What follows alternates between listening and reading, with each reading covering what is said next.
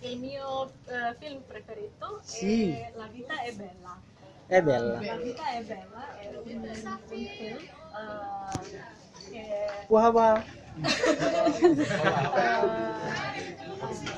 con Roberto Benigni. Boleh ya? È un film molto bello perché è un po' di romantico, un po' di storia d'Italia e poi un po'